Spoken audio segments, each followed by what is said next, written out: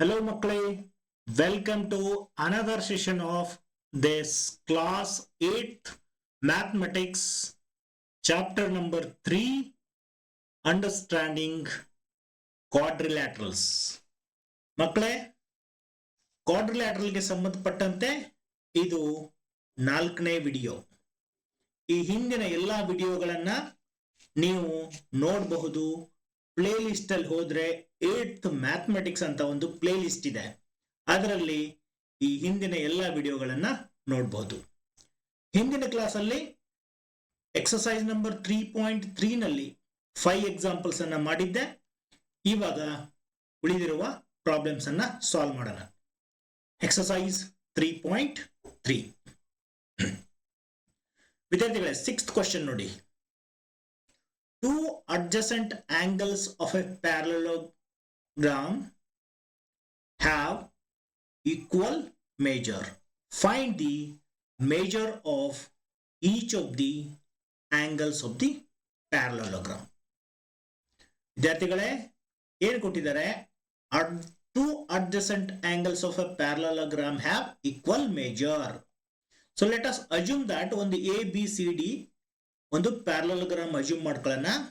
Okay, so ಅಲ್ಲಿ ಎರಡು adjacent angles equal ಅಂತ ಅಸ್ಯೂಮ್ ಮಾಡ್ಕೊಳ್ಳಿ. ಸಪೋಸ್ ಎ ಅನ್ನೋದು ಎಕ್ಸ್ ಆಗಿರಲಿ ಮತ್ತು ಬಿ ಅನ್ನೋದು ಎಕ್ಸ್ ಆಗಿರಲಿ. ಓಕೆ, ಸೊ ಇವಾಗ ಏನಾಗುತ್ತೆ? Sum of adjacent angles of a parallelogram 180 ಇರುತ್ತೆ. ಸೊ ಹಾಗಾದ್ರೆ ವಿದ್ಯಾರ್ಥಿಗಳೇ, angle A plus angle B equal to ಎಷ್ಟಾಗುತ್ತೆ? 180 ಡಿಗ್ರಿ. ಎಸ್, ಹಾಗಾದ್ರೆ ಎ ಅಂದ್ರೆ ಎಷ್ಟು ಅಜ್ಯೂಮ್ ಮಾಡ್ಕೊಂಡಿದ್ದೀವಿ ನಾವು? ಎಕ್ಸ್. ಬಿ ಅಂದ್ರೂ ಎಕ್ಸ್ ಅಜ್ಯೂಮ್ ಮಾಡ್ಕೊಂಡಿದೀವಿ. ಅದಕ್ಕೆ x plus X equals to 180 degree. ಹಾಗಾದ್ರೆ ಎಷ್ಟಾಯ್ತು ಮಕ್ಕಳೇ? X plus x 2x. So 2x equals to 180 degree. ಹಾಗಾದ್ರೆ ಎಕ್ಸ್ ಎಷ್ಟಿರುತ್ತೆ ಮಕ್ಕಳೇ? X equals to 180 degree by 2. So X equals to 90 degree. Okay, so ವಿದ್ಯಾರ್ಥಿಗಳೇ, ಎಕ್ಸ್ ಅನ್ನ ಸಾಲ್ವ್ ಮಾಡಿ. ಈಗ 180ಗೆ 2 ಇಂದ ಡಿವೈಡ್ ಮಾಡಿದ್ರೆ 90 ಡಿಗ್ರಿ ಬರುತ್ತೆ. ಸೊ ಎಕ್ಸ್ ಅನ್ನೋದು 90 ಆದ್ರೆ ಇನ್ ಬಾಕಿ ಎಲ್ಲ ಆಂಗಲ್ಸು 90 ಡಿಗ್ರಿ ಇರ್ತವೆ. ಓಕೆ, ಎಕ್ಸ್ಗೆ ಅಪೋಸಿಟ್ ಬಿಗೆ ಅಪೋಸಿಟ್ ಡಿ ಇದೆ, ಎಗೆ ಅಪೋಸಿಟ್ ಸಿ ಇದೆ. ಸೊ ಇವಾಗ angle A equal to angle B equal to angle C equal to angle D equal to 90 degree. ಅರ್ಥ ಆಯ್ತಲ್ಲ ಮಕ್ಕಳೇ? Yes, let's move on to next question. ನೋಡಿ ವಿದ್ಯಾರ್ಥಿಗಳೇ, 7th one. The adjacent figure HOPE is a parallelogram. ಇಲ್ಲಿ ನೋಡಿ, HOPE ಅನ್ನೋದು ಒಂದು parallelogram ಇದೆ. Find the angle measures XYZ. ಇಲ್ಲಿ XYZ ಇದೆ, ಇವುಗಳನ್ನ ಫೈಂಡ್ ಔಟ್ ಮಾಡಬೇಕು ಮತ್ತು state the properties you use to find them. ಯಾವ ಪ್ರಾಪರ್ಟಿ ಆಧಾರದ ಮೇಲೆ ನೀವು XYZ ಅನ್ನ ಫೈಂಡ್ ಔಟ್ ಮಾಡ್ತೀರಾ ಅದನ್ನ ಬರಿಬೇಕು. ಓಕೆ, ಸೊ ವಿದ್ಯಾರ್ಥಿಗಳೇ, HOPE ಇಲ್ಲಿದೆ. ಈಗ ವಿದ್ಯಾರ್ಥಿಗಳೇ, ಇಲ್ಲಿ ಮೊದಲು ಗಮನಿಸಿ, ಇಲ್ಲಿ ಆಂಗಲ್ H ಅಂದ್ರೆ ಏನು? 40 ಡಿಗ್ರಿ ಪ್ಲಸ್ Z. ಈ 40 ಪ್ಲಸ್ Z ಸೇರಿಸಿದ್ರೇನೆ ಆಂಗಲ್ H. ಅದು ಯಾವ್ದಕ್ಕೆ ಈಕ್ವಲ್ ಆಗಿರುತ್ತೆ? ಆಂಗಲ್ ಓಗೆ ಈಕ್ವಲ್ ಆಗಿರುತ್ತೆ ನೋಡಿ, ಇಲ್ಲಿ 70ಗೆ. ಯಾಕಂದ್ರೆ ಅವು ಕರಸ್ಪಾಂಡಿಂಗ್ ಆಂಗಲ್ಸ್. ಅದಕ್ಕೆ ನೀವೇನ್ ಬರ್ರಿ? Angle H is equal to angle 70 ಅಂತ ಬರ್ರಿ, ಅಥವಾ 40 degree plus Z equal to 70 degree. ಯಾಕಂದ್ರೆ ಅವು ಕರಸ್ಪಾಂಡಿಂಗ್ ಆಂಗಲ್ಸ್. ಸೊ ಇವಾಗ Z ಎಷ್ಟಾಗುತ್ತೆ? 40 ಈ ಕಡೆ ಕಳಿಸಿ, 70 degree minus 40 degree. So Z equals to 30 degree. Okay, so ಇವಾಗ Z ನಿಮ್ದು 30 ಆದ್ರೆ ಟೋಟಲ್ H ಎಷ್ಟಾಗುತ್ತೆ? H is 40 plus 30 70 degree. Okay, so ಬೇಕಂದ್ರೆ ಇಲ್ಲಿ ಬರೀರಿ. therefore H is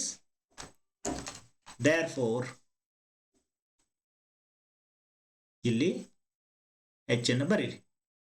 so this implies angle H is ಎಷ್ಟು 40 ಪ್ಲಸ್ 30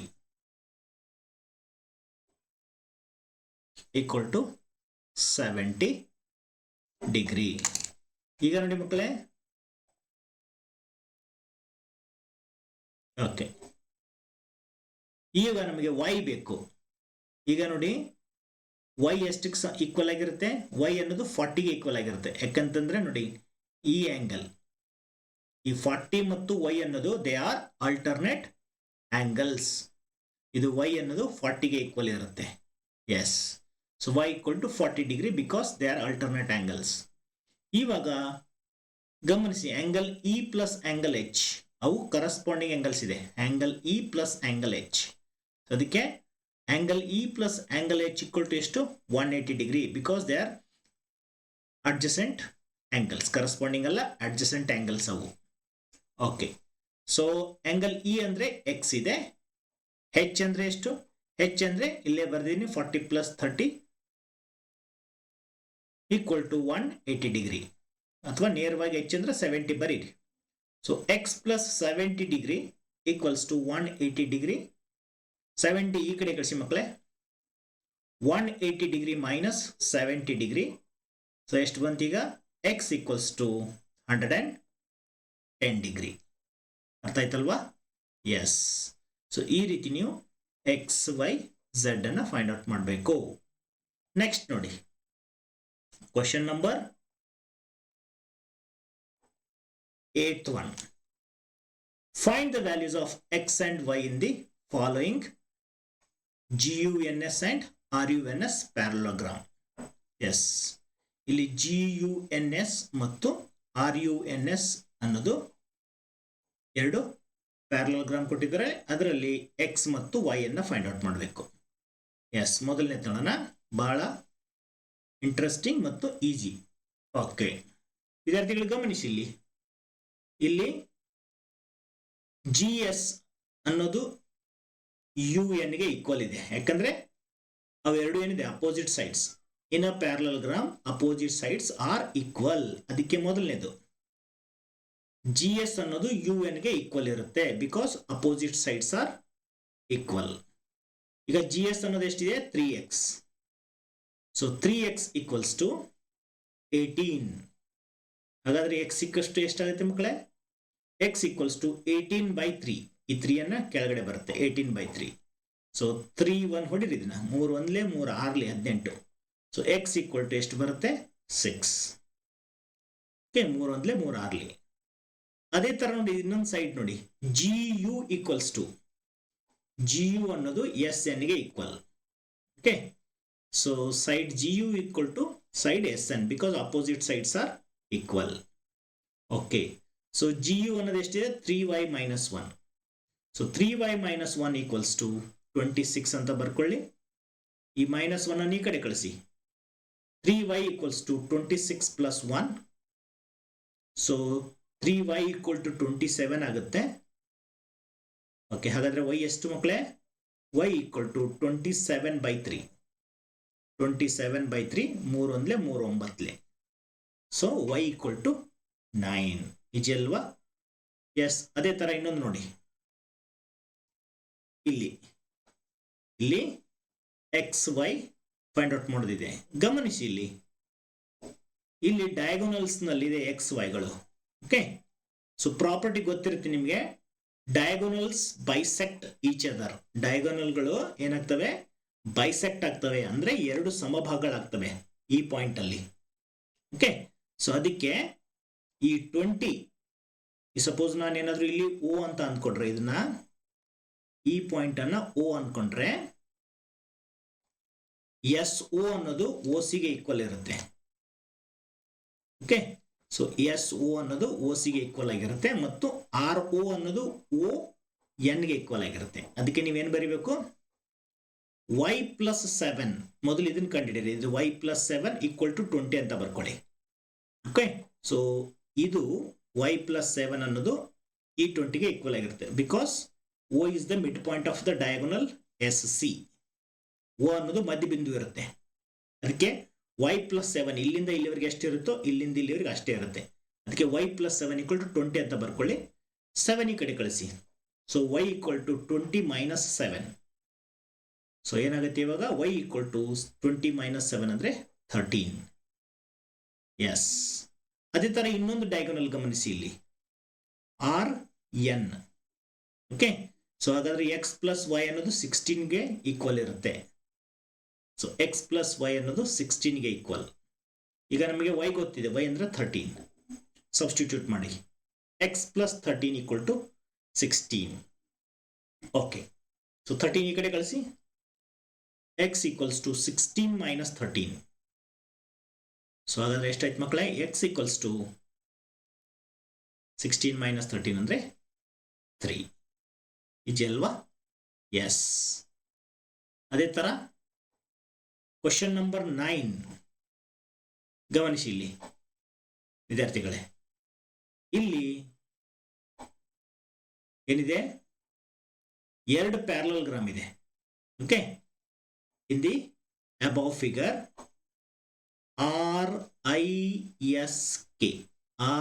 RISK ಇದೊಂದು ಪ್ಯಾರಲೋಗ್ರಾಮು, ಇನ್ನೊಂದು CLUE ಇದೊಂದು ಪ್ಯಾರಲೋಗ್ರಾಮು, CLUE 2 ಪ್ಯಾರಲೋಗ್ರಾಮ್ ಇದೆ. ಸೊ ನಮಗೆ ಎಕ್ಸ್ ಅನ್ನ ಫೈಂಡ್ ಔಟ್ ಮಾಡೋದಿದೆ, ಫೈಂಡ್ ಎಕ್ಸ್ ಅಂತ ಇದೆ. ಓಕೆ, ಬಹಳ ಈಜಿ. ಮೊದಲು ಏನು ಮಾಡ್ಕೊಳ್ಳಿ ನೀವು, ಈ ಆರ್ ಆಂಗಲ್ ಅನ್ನ ಫೈಂಡ್ ಔಟ್ ಮಾಡೋಣ. ಓಕೆ, ಇದು 120 ಇದ್ರೆ ಇದೆಷ್ಟಿರುತ್ತೆ? ಇದು 60 ಇರುತ್ತೆ, ಕಾರಣ ದೇ ಆರ್ ಅಡ್ಜಸೆಂಟ್ ಆಂಗಲ್ಸ್. ಇದು 60 ಇದ್ರೆ ಈ ಆಂಗಲ್ ಈ ಎಸ್ ಹತ್ರ ಇದು 60 ಇರುತ್ತೆ. ಅದೇ ತರ ಇಲ್ಲಿ 70 ಇದೆ, ಇದಕ್ಕೆ ಅಪೋಸಿಟ್ ಆಗಿರೋದು ಇನ್ನೊಂದು ಈ ಪ್ಯಾರಲೋಗ್ರಾಮ್ ಅಲ್ಲಿ ಇ ಅನ್ನೋದು 70 ಇರುತ್ತೆ ಇಲ್ಲಿ. ಓಕೆ, ಸೊ ಮಕ್ಕಳೇ ಇವಾಗ angle R plus angle K, ಎಷ್ಟಿರುತ್ತೆ? 180, because they are adjacent angles. ಅವುಗಳ ಟೋಟಲ್ ಯಾವಾಗಲೂ 180 ಇರುತ್ತೆ. So angle R plus angle K ಅಂದ್ರೆ ಎಷ್ಟಿದೆ? 120 ಡಿಗ್ರಿ ಇದೆ, ಈಕ್ವಲ್ ಟು 180 ಡಿಗ್ರಿ. ಸೊ ಹಾಗಾದ್ರೆ ಆಂಗಲ್ ಆರ್ ಎಷ್ಟು ಬರುತ್ತೆ? Angle R is 180 degree minus 120 degree. That gives you angle R equal to 60 degree. Yes, angle R is 60 degree. Okay, ಇವಾಗ ಏನ್ ಮಾಡಿ, ಇದಕ್ಕೆ ನಾವು ಹೆಸರು ಕೊಡೋಣ. ಓಕೆ, ಸೊ ಇಲ್ಲಿ ನಾವು ಈ ಪಾಯಿಂಟ್ ಅಲ್ಲಿ ಇದಕ್ಕೆ 1 ಅಂತ ಕೊಡೋಣ. ಓಕೆ, ಇದು ನಂಬರ್ 1. ಅದೇ ತರ ಈ ಆಂಗಲ್ಗೆ ನಂಬರ್ 2 ಅನ್ನೋಣ. ಎಸ್, ಇವಾಗ ಏನಾಗುತ್ತೆ ಮಕ್ಕಳೇ, ಈಗ ಆರ್ ಅನ್ನೋದು ಗೊತ್ತಾಗಿದೆ ನಿಮಗೆ. ಆರ್ ಅನ್ನೋದು ಎಷ್ಟು? 60 ಗೊತ್ತಾಯ್ತು. ಸೊ ಆರ್ ಅನ್ನೋದು 60 ಇದ್ರೆ ಅದಕ್ಕೆ ಅಪೋಸಿಟ್ ಆಗಿರೋದು 1 ಆಂಗಲ್, ಅದು ಸಹಿತ ಎಷ್ಟಿರುತ್ತೆ? 60 ಇರುತ್ತೆ. So angle 1 equal to angle R equal to 60 degree. ಅದೇ ತರ ಆಂಗಲ್ 2 ಅನ್ನೋದು ಆಂಗಲ್ ಎಲ್ ಗೆ ಸಮ ಆಗಿರುತ್ತೆ. So angle 2 equals to angle R equal to ಎಷ್ಟು? 70. ಯಾಕೆಂದ್ರೆ ಹೇಳಿ ಅವು opposite angles of the parallelogram. 2 ಅನ್ನೋದು ಈ ಪ್ಯಾರಲೋಗ್ರಾಮ್ ಅಲ್ಲಿ ಎಲ್ ಗೆ ಅಪೋಸಿಟ್ ಇರುತ್ತೆ. ಈ ನಂಬರ್ 1 ಅನ್ನೋದು ಇನ್ನೊಂದು ಈ ಪ್ಯಾರಲೋಗ್ರಾಮ್ ಅಲ್ಲಿ ಆರ್ ಗೆ ಅಪೋಸಿಟ್ ಇರುತ್ತೆ. ಎಸ್, ಇವಾಗ ಏನಾಗುತ್ತೆ ನೋಡಿ, ನಮಗೆ 1 ಗೊತ್ತಾಯ್ತು, 2 ಗೊತ್ತಾಯ್ತು, ಇವಾಗ ಎಕ್ಸ್ ಬೇಕಾಗಿದೆ. ಸೊ ಈ ಟ್ರಯಾಂಗಲ್ ಅಲ್ಲಿ ಆಂಗಲ್ ಟ್ರಯಾಂಗಲ್ ಇ ಎಸ್ ಇದಕ್ಕೆ ಬೇಕಂದ್ರೆ ಓ ಅಂತ ಅಂದ್ಕೊಂಡ್ರೆ, ಓಕೆ, ಸೊ ಏನಾಗುತ್ತೆ? Angle 1 plus angle 2 plus angle x equals to 180 degree ಈ ಟ್ರಯಾಂಗಲ್ ಅಲ್ಲಿ. ಸೊ ಇವಾಗ 1 ಅಂದ್ರೆ 60 ಇದೆ, ರಿಪ್ಲೇಸ್ ಮಾಡಿ. 2 ಅಂದ್ರೆ 70 ಡಿಗ್ರಿ ಇದೆ, plus X equal to 180 degree. ಎರಡು ಅಡಿಷನ್ ಮಾಡಿ 130 ಆಗುತ್ತೆ. 130 plus X equals to 180 degree. Okay, 130 ಈ ಕಡೆ ಕಳಿಸಿ. ಓಕೆ, ಅದೇ 1 2. So X equals to 180 degree minus 130 degree. ಹಾಗಾದ್ರೆ ಎಕ್ಸ್ ಈಕ್ವಲ್ ಟು ಎಷ್ಟಾಗುತ್ತೆ ಮಗಳೇ? X equal to 50 degree. Yes, ಅರ್ಥ ಆಯ್ತಲ್ವಾ? ಓಕೆ, ನೆಕ್ಸ್ಟ್ ಕ್ವಶನ್ ನಂಬರ್ 10 ನೋಡಿ. Explain how this figure is a trapezium, which of its 2 sides are parallel. ಇಲ್ಲೊಂದು figure ಕೊಟ್ಟಿದ್ದಾರೆ. Okay, ಇದು ಟ್ರಪೇಜಿಯಂ ಹಾಗೆ ಅನ್ನೋದನ್ನು ಕೇಳಿದ್ದಾರೆ. ಹಾಗಾದ್ರೆ ಟ್ರಪೇಜಿಯಂ ಆಗಿದ್ರೆ ಇದರ ಎರಡು ಪ್ಯಾರಲಲ್ ಸೈಡ್ಸ್ ಯಾವುದು ಅಂತ ಕೇಳಿದ್ದಾರೆ. ಓಕೆ, ಇಲ್ಲಿ ಆಂಗಲ್ ಕೊಟ್ಟಿದ್ದಾರೆ, ಇದು 100 ಡಿಗ್ರಿ, ಇದು 80 ಡಿಗ್ರಿ. ಸೊ ಇವುಗಳ ಟೋಟಲ್ ಮಾಡಿದ್ರೆ ನಮ್ಗೆ ಎಷ್ಟು ಬರುತ್ತೆ? 180 ಡಿಗ್ರಿ ಬರುತ್ತೆ. 100 ಪ್ಲಸ್ 80, 180 ಡಿಗ್ರಿ. ಸೊ ಇವೇನಿವು ದೀಸ್ ಆರ್ ಅಡ್ಜಸೆಂಟ್ ಆಂಗಲ್ಸ್. ಯಾವಾಗಲೂ ಅಡ್ಜಸೆಂಟ್ ಆಂಗಲ್ಸ್ಗಳ ಟೋಟಲ್ ಏನಾದರೂ 180 ಡಿಗ್ರಿ ಇದ್ರೆ ಅವು ಎರಡು ಪ್ಯಾರಲಲ್ ಆಗಿರ್ತವೆ. ಓಕೆ, ಯಾವುದು? NM and KL. ಸೊ ಅದಕ್ಕೆ ವಿದ್ಯಾರ್ಥಿಗಳೇ ಇಲ್ಲಿ ಗಮನಿಸಿ, here angle M plus angle L equal to 180 degree ಆಗಿದೆ. Okay, 100 plus 180. ಅದಕ್ಕೆ ಇದರ ಅರ್ಥ ಏನು? So KL is parallel to NM. KL ಅನ್ನೋದು NM ಗೆ ಪ್ಯಾರಲಲ್ ಆಗಿದೆ. ಸೊ ಹಾಗಾದ್ರೆ ಈ ಕ್ವಾಡ್ರಿಲ್ಯಾಟರಲ್ ಅಲ್ಲಿ one pair of opposite sides are parallel, therefore KLMN is a trapezium. ಯಾವುದೇ ಕ್ವಾಡ್ರಿಲ್ಯಾಟರಲ್ ಅಲ್ಲಿ ಒಂದು ಜೊತೆ ಅಪೋಸಿಟ್ ಸೈಡ್ಸ್ ಏನಾದರೂ ಪ್ಯಾರಲಲ್ ಇದ್ರೆ ಅದು ಟ್ರಾಪೇಜಿಯಂ ಆಗಿರುತ್ತೆ. ಓಕೆ, ಗೊತ್ತಾಯ್ತಲ್ಲ ಮಕ್ಕಳೇ? ಎಸ್. ನೆಕ್ಸ್ಟ್ ನೋಡಿ, question number 11. Find the measure of angle C. Angle C ಅನ್ನ ಫೈಂಡ್ ಔಟ್ ಮಾಡಬೇಕಾಗಿದೆ ಈ ಫಿಗರ್ ಅಲ್ಲಿ. ಓಕೆ, ಎಲ್ಲಿ ಏನಿದೆ? If AB is parallel to DC. AB ಅನ್ನೋದು DC ಗೆ ಪ್ಯಾರಲಲ್ ಇದೆ, ಹಾಗಾದ್ರೆ ಆಂಗಲ್ ಸಿ ಎಷ್ಟು ಅಂತ? ವೆರಿ ಈಸಿ ಮಕ್ಕಳೇ. ಬಿ ಮತ್ತು ಸಿ, ಆಂಗಲ್ ಬಿ ಮತ್ತು ಸಿ ಅವು ಏನು ಅಡ್ಜಸೆಂಟ್ ಆಂಗಲ್ಸ್. ಓಕೆ, ಹಾಗಾದ್ರೆ ಅವುಗಳ ಟೋಟಲ್ ಎಷ್ಟಿರುತ್ತೆ? 180 ಇರುತ್ತೆ. So measure of angle C equal to 180 minus 120 degree. So ಎಷ್ಟು ಬರುತ್ತೆ? Angle C equals to 60 degree. ಯಾಕೆ ಹೇಳಿ ಮಕ್ಕಳೇ? 180 ನಲ್ಲಿ 120 ಯಾಕೆ ಸಬ್ಟ್ರಾಕ್ಟ್ ಮಾಡಿದೆ ಅಂದ್ರೆ ಇವುಗಳ ಟೋಟಲ್ 180 ಇರುತ್ತೆ. ಅದಕ್ಕೆ 180 ನಲ್ಲಿ 120 ಕಳೆದ್ರೆ ನಮಗೆ ಆಂಗಲ್ ಸಿ ಸಿಗುತ್ತೆ 60 ಡಿಗ್ರಿ. ಎಸ್. ಅದೇ ರೀತಿ ನೋಡಿ, last one. Find the measure of angle P and angle S if SP is parallel to RQ in the given figure. ಇಲ್ಲೊಂದು ಫಿಗರ್ ಇದೆ, ಗಮನಿಸಿ ಮಕ್ಕಳೇ. ಓಕೆ, ಇದರಲ್ಲಿ SP ಅನ್ನೋದು RQಗೆ ಪ್ಯಾರಲಲ್ ಇದೆ. ಓಕೆ, ಸೊ ಇವಾಗ ಹೇಳಿ P ಎಷ್ಟಿರುತ್ತೆ, S ಎಷ್ಟಿರುತ್ತೆ? ನೋಡಿ, ಇವೆರಡು ಪ್ಯಾರಲಲ್ ಆಗಿರೋದ್ರಿಂದ P ಅನ್ನ ವೆರಿ ಈಸಿಯಾಗಿ ಹೇಳ್ಬೋದು. ಎಷ್ಟು? Angle P plus angle Q ಅನ್ನೋದು 1 ಎಷ್ಟಿರುತ್ತೆ ನೋಡಿ, angle P plus angle Q equals to 180 degree ಇರುತ್ತೆ. ಆಂಗಲ್ P ಪ್ಲಸ್ Q ಅನ್ನೋದು 130 ಇದೆ, equals to 180 degree. Okay, so angle P equal to 180 degree minus 130 degree. ಎಷ್ಟಾಯ್ತು ಮಕ್ಕಳೇ? ಇದು 50 ಡಿಗ್ರಿ. ಓಕೆ, P ಏನಾದರೂ 50 ಆಗಿದೆ. ಈಗ R ಎಷ್ಟು ಕೊಟ್ಟಿದ್ದಾರೆ ನೋಡಿ, ಇದು ಎಷ್ಟಿದೆ? R ಇದು 90 ಡಿಗ್ರಿ ಇದೆ.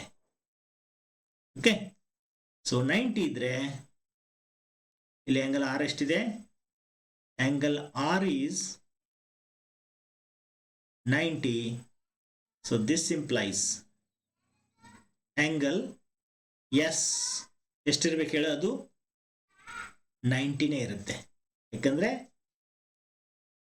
ಇದು ಮತ್ತೆ ಇದು S ಮತ್ತು R ಕೂಡಿದ್ರೆ ಎಷ್ಟು ಬರಬೇಕು? 180 ಬರಬೇಕು. ಸೊ ಇದು 90 ಇದೆ. So definitely S is also 90 degree.